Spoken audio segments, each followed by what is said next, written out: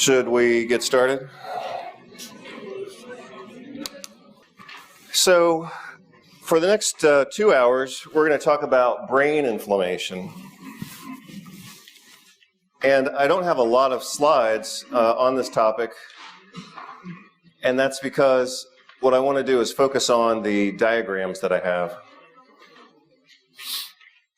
If you understand the diagrams, you'll understand everything. So we're going to focus on the diagrams.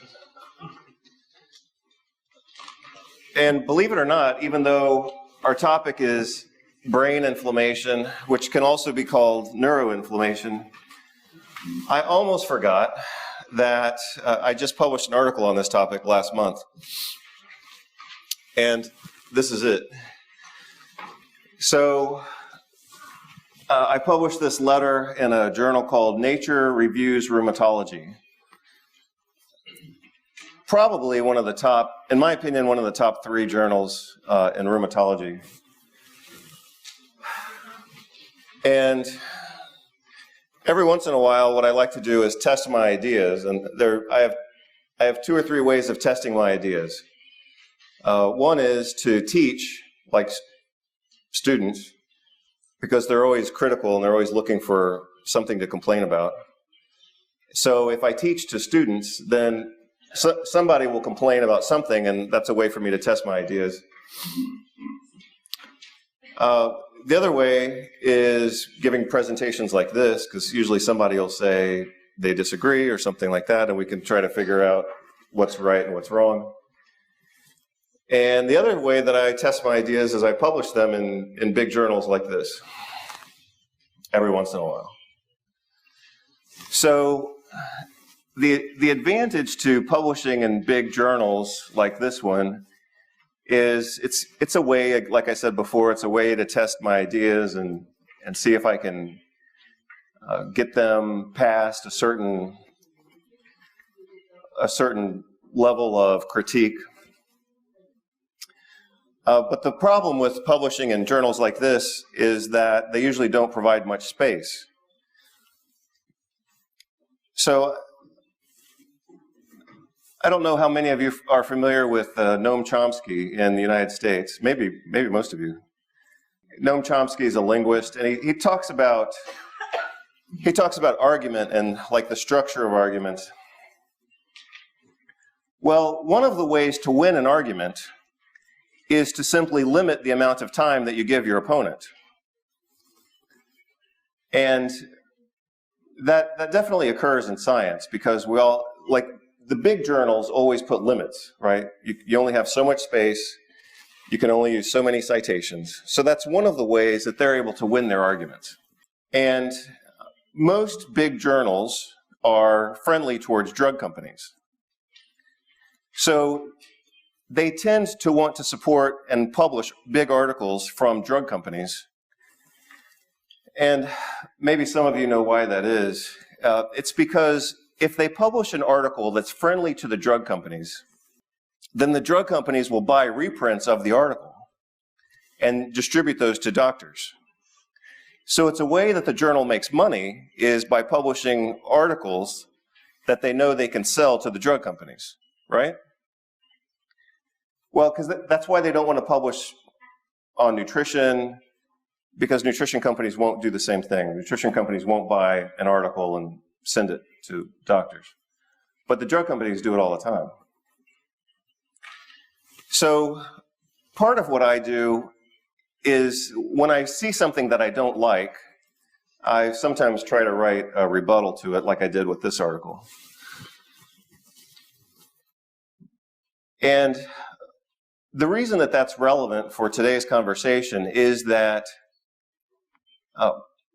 as I'm sure many of you know, what we see in science these days is contamination of that science and twisting of science so that it promotes a certain model of disease, which, of course, then sells more drugs and keeps people dependent.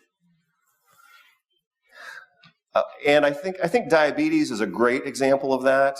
I think the cause and cure of diabetes is very straightforward. But people have to remain, the population has to be confused, right? Otherwise, they would cure their own problems and they wouldn't be dependent on drug companies. This is our after lunch chat. But another really great example of the exploitation of science is in fibromyalgia. It's perfect. Fibromyalgia, in my opinion, has been completely hijacked by the drug companies. And this article represents some of that conversation. So what I find with fibromyalgia is that by far, perhaps 100%, of the review articles are written by people who work for drug companies. And what would you expect their conclusion to be? Their conclusion of fibromyalgia is that it has no identifiable cause, that these patients have what's called central sensitization, which means that they have altered perception of pain signals within their brain, which causes them to be extra sensitive to pain. And because fibromyalgia has no cause that's been identified, and because these patients have this central sensitization problem within their brain, therefore, these patients must be on drugs for the rest of their life, right? That's the conclusion that they want to arrive at. And that's the conclusion to which they arrive. So I'm just giving you a little bit of background. I think fibromyalgia has been completely hijacked by the drug companies. And to give you an example of that, other than what I already mentioned, which is most of the articles are sponsored by drug companies, is that this article that I wrote, and this is not even a month old. I just published this last March 3rd is when this came out. So it's less than a month old. Part of the reason, the main reason that I wrote this article was because I think the other author was kind of misusing science, I would say, to promote ultimately the sales of drugs. However, I'm just going to share with you something that happened kind of behind the scenes. So my suspicion was that this author was misusing science, and that's still my conclusion. I mean, that is my opinion, and I'm not changing my idea on that. But the question that arose for me was, why would this guy do that? Because, for example, he says he has no conflict of interest. And I said, well, maybe this is this guy's opinion, and maybe his opinion is just different from mine. But that doesn't make it wrong, of course. Even though I think he's wrong, maybe he's not. So I did some background research on the author of this original study and found out that he was paid by like maybe 4, 5, 6 different drug companies, and that he works for a medical school that just received $1 million from one of the drug companies, right? So I found that to be a pretty strong conflict of interest that was not reported. Perhaps it wasn't reported to the journal, but then I reported it to the journal and they still didn't publish it. So then they're obviously involved in keeping that quiet as well. So anyway, that's my introduction to fibromyalgia, and now we'll get into some of the details. But like I said, I had almost forgotten that I published this, even though it was just last month. But this is basically what we're talking about today. And just to go back and connect a few ideas, this is also part of the reason why I started publishing books about 10 years ago, is because to write an article in most journals, they always put space limitations. You only have the equivalent of about 5 or 6 pages at the most, and you can only use maybe whatever, so many citations depending on the journal. And that's why I published my big books, is because I need more space to build my argument and talk about treatment approaches as well. What Noam Chomsky says, I referred to him just a moment ago, what he says is that the way the system wins, the way the system wins the argument, is they limit the rebuttals, and they frame the conversation. And they repeat the same thing over and over again. So anybody who wants to come along and say something new is seen as completely radical, right? So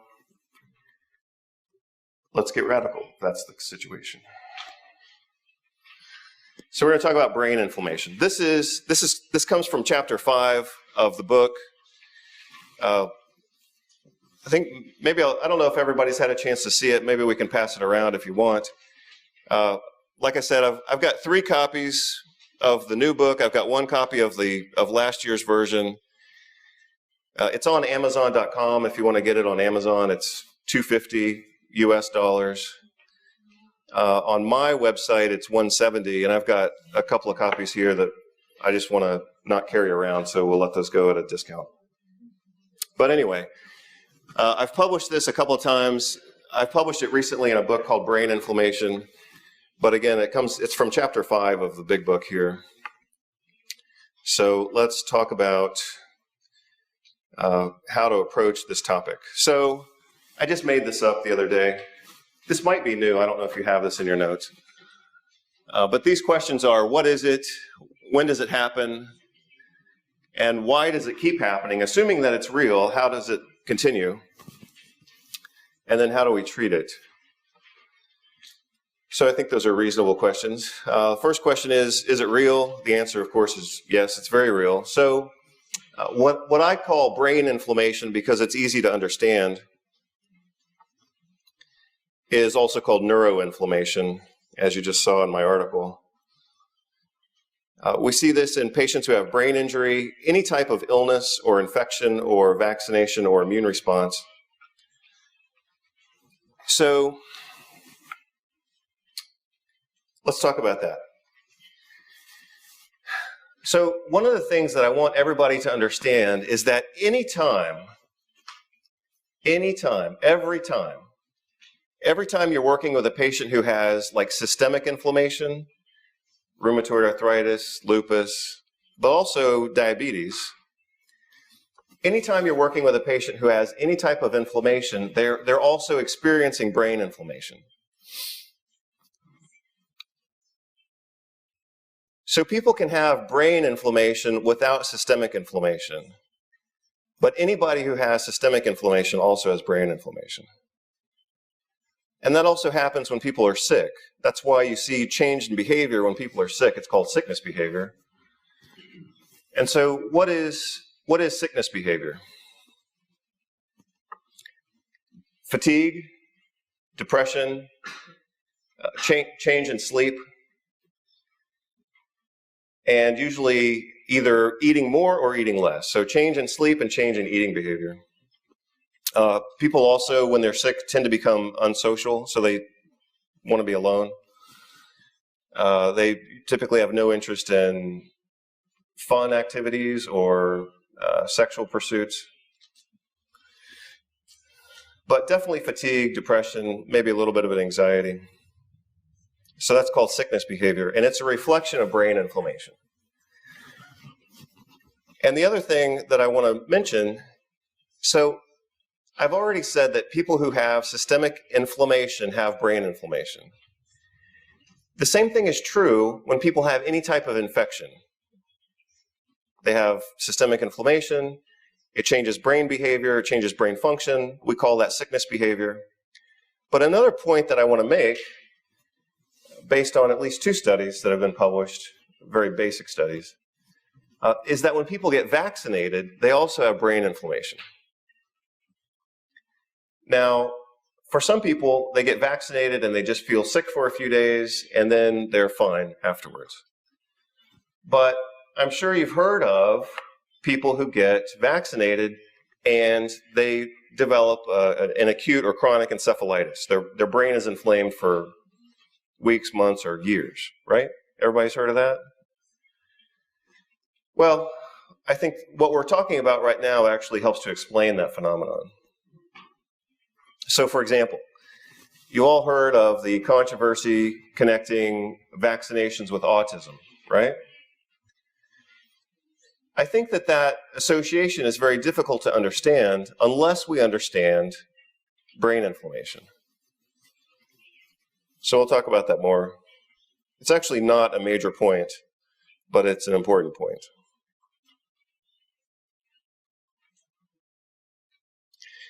So we'll talk about a group of cells in the brain called microglia and glial cells. It ultimately becomes a self-perpetuating cycle.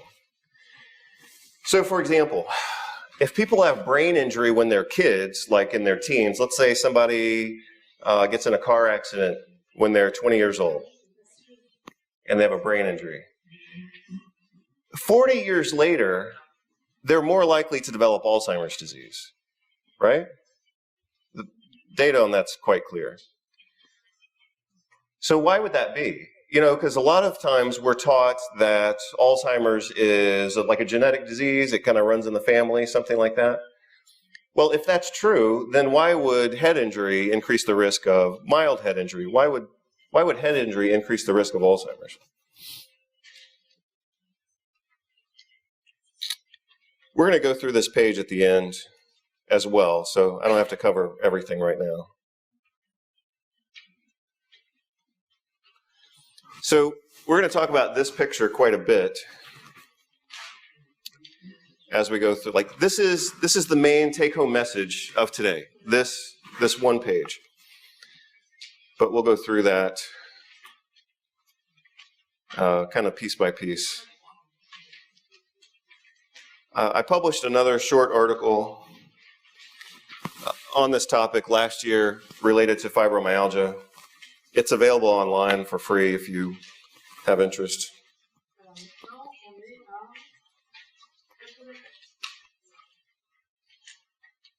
So let's just look at some numbers related to migraine and fibromyalgia. Migraine affects approximately 13% of the international population. Fibromyalgia affects about 2% of the population. That's actually a lot of people, you know. So if you understand how to treat these conditions, I assume that most of you are in clinical practice, either as doctors or nutritionists. So this is a lot of people. I mean, you could basically run your practice only seeing these conditions.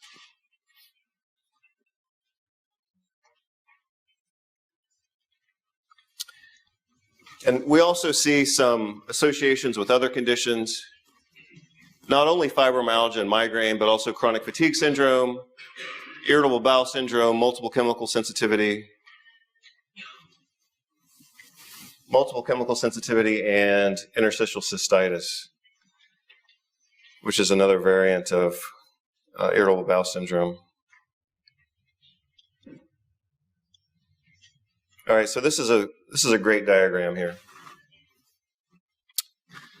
So let's talk about central sensitization, right? So the drug companies want you to believe that chronic pain is a result of central sensitization.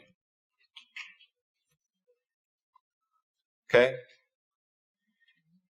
That's what gets published in the research. That's what gets published in the review articles, that chronic pain is a result of central sensitization. And in my opinion, that is correct. I agree with it. The difference is that they say that central sensitization has no cause, no known cause, and I completely disagree with that. So we're starting from the same idea that chronic pain is caused by central sensitization. And chronic pain in this context means fibromyalgia, migraine headaches, the pain of lupus or rheumatoid arthritis, for example, psoriasis. So this covers a lot of different conditions. I think we all agree, we people who look at this stuff in the medical research, I think we all agree that these patients have central sensitization. The difference is, I think we should treat this with nutrition, and they think you should treat this with drugs. The difference is that my nutrition protocol works better than their drugs. So, first of all, no one can make sense of the term central sensitization, right? There's no inherent logic in that phrase other than it just means people have a brain that's sensitive to pain. But you can't do anything about it, right? There's no action. And